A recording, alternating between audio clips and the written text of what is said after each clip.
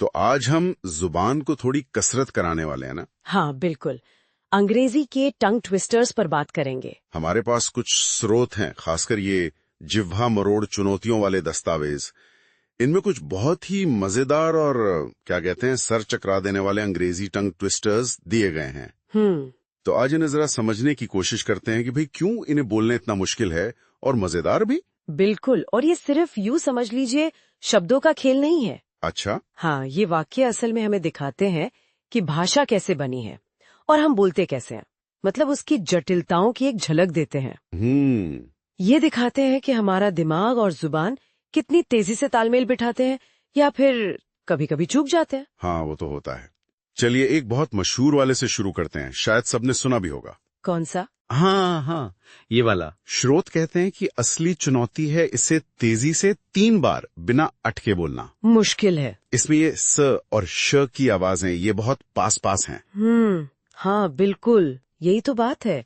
स और श दोनों के लिए जबान को मुंह में थोड़ी अलग जगह रखनी पड़ती है। अच्छा। और जब इन्हें जल्दी जल्दी बदलना हो तो दिमाग और जबान दोनों के लिए एक चुनौती बन जाता है। हाँ। इसी तरह का एक और बहुत फेमस है, क्लासिक कह सकते हैं, Peter Piper picked a pick of pickled papers. हाँ, ये भी सुना है। इसमें भी देखिए पी और खे जैसी आवाजें हैं।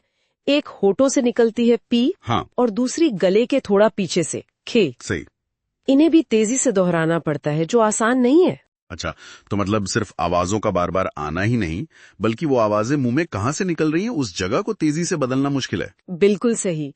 और जैसे जैसे वाक्य और मुश्किल होते जाते हैं, ये चुनौती भी बढ़ती जाती है। तो फिर और मुश्किल वाले कौन से हैं? देखिए, एक ये है, how can a clam cram in a clean cream can. How can a clam cram in a clean cream can. हाँ। अरे वाह। हाँ, इसमें क्ल, क्र, सी जैसी आवाजें हैं।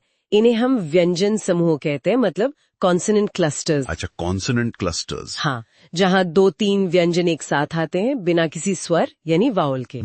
तो इन्हें साफ साफ और तेजी से बोलना और भी मुश्किल हो जाता है। स्रोत में लिखा है कि इसे 5 बार तेजी से बोलकर देखें। बाप रे, 5 बार? और इससे भी मुश्किल है क्या कुछ? हाँ, है ना।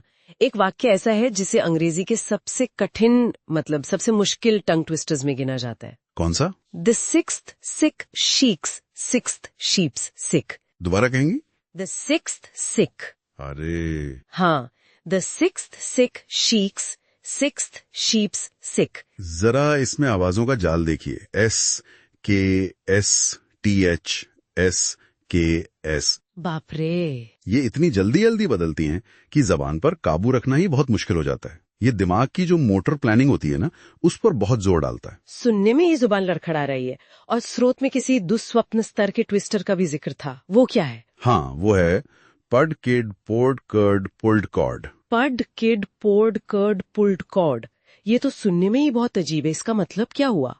मतलब शायद कुछ खास नहीं है, ये अजीब है और यही इसकी खासियत है। इसे जानबूझकर ऐसा बनाया गया है जो आम अंग्रेजी बोलचाल में कभी इस्तेमाल नहीं होता। अच्छा, क्यों? स्रोत बताते हैं कि MIT के जो शोधकर्ता थे, उन्होंने इसे भाषण उत्पादन मतलब स्पीच प्रोडक्शन की सीमाओं को टेस्ट करने के लिए इस्तेमाल किया था। अरे वाह। हाँ, मतलब ये देखने के लिए कि जब हमारा दिमाग ऐसी बिल्कुल अनसुनी अटपटी आवाजों के क्रम को बोलने की कोशिश करता है तो वो कैसे काम करता है, उसकी लिमिट क्या है। तो ये दिखाता है कि ये मजेदार वाक्य असल में भाषा विज्ञान लिंग्विस्टिक्स की पढ़ाई के लिए कितने काम के हो सकते हैं। ये तो वाकई कमाल है, मतलब खेल खेल में विज्ञान। अच्छा, स्रोत में कुछ थीम वाले ट्विस्टर्स भी थे शायद, जैसे खाने पर। हाँ बिल्कुल, जैसे ये वाला, Betty bought some butter but the butter was bitter, so Betty bought better butter to make the bitter butter better. हाँ हाँ, ये मजेदार है। इसमें बी और टी की आवाजों का खेल है। हाँ, और जानवरों पर भी है एक, a skunk sat on a stump and thunk the stump stunk but the stump thunk the skunk stunk. अरे वाह, इसमें SK और ST जैसे वो कॉन्सोनेंट क्लस्टर्स हैं फिर से। बिल्कुल, जो फिर से बोलने में चुनौती देते हैं। एक और था जो थोड़ा डरावना सा लग रहा था, 6 slippery snails slid slowly seaward. हाँ, वो वाला। स्रोत में सलाह दी है कि इसे पहले धीरे धीरे बोले। सही है। कभी कभी थीम मदद कर सकती है अगर हम उन शब्दों या आवाजों को पहले से जानते हो। हाँ, लेकिन मुश्किल आवाजें तो फिर भी मुश्किल ही रहती हैं। बिल्कुल। और एक और मजेदार चुनौती पता है क्या है जो स्रोत में बताई गई है? क्या? इन ट्विस्टर्स को फुसफुसाकर, विस्पर करके तेजी से बोलना। अच्छा, फुसफुसाकर, वो क्यों? क्योंकि जब हम फुसफुसाते हैं तो हमारी वोकल कॉर्ड्स मतलब स्वर रज्जुओं का कंपन कम हो जाता है, तो आवाज का सहारा कम मिलता है और हमें सिर्फ जबान और होठों की हरकत पर ज्यादा निर्भर रहना पड़ता है, तो ये और भी मुश्किल हो जाता है। अरे वाह, ये तो ट्राई करना पड़ेगा। हाँ, तो इन शब्दों के मायाजाल से आज हमने क्या समझा? हमने आसान से लेकर बहुत मुश्किल और अलग अलग थीम वाले ट्विस्टर देखे, और ये कैसे हमारी जबान और दिमाग दोनों को चैलेंज करते हैं। हाँ, और सबसे दिलचस्प बात यही है कि ये सिर्फ मजाक या बच्चों का खेल नहीं है, ये वाक्य हमें भाषा की बारीकियों और बोलने की कला की जटिलता का एहसास कराते हैं। आवाजों का क्रम, उनकी स्पीड, वो मुंह में कहाँ से निकल रही हैं, जरा सा भी बदलाव हमारे बोलने के तरीके को कैसे बदल सकता है, ये टंग ट्विस्टर्स बहुत अच्छे से दिखाते हैं। ये भाषा की इंजीनियरिंग जैसे हैं। बिल्कुल सही कहा, भाषा की इंजीनियरिंग। सोचने वाली बात है। चलिए श्रोताओं के लिए एक विचार छोड़ जाते हैं। स्रोत में एक आइडिया था कस्टम ट्विस्टर बनाने का। हाँ, तो जरा सोचिए, अगर किसी को अपनी पसंद के कोई भी दो मुश्किल लगने वाले शब्द लेकर एक नया टंग ट्विस्टर बनाना हो, तो वो कैसा सुनाई देगा, और क्या वो उतना ही मुश्किल होगा जितना ये पुराने वाले हैं? ये दिलचस्प सवाल है। बनाने में भी मजा आएगा।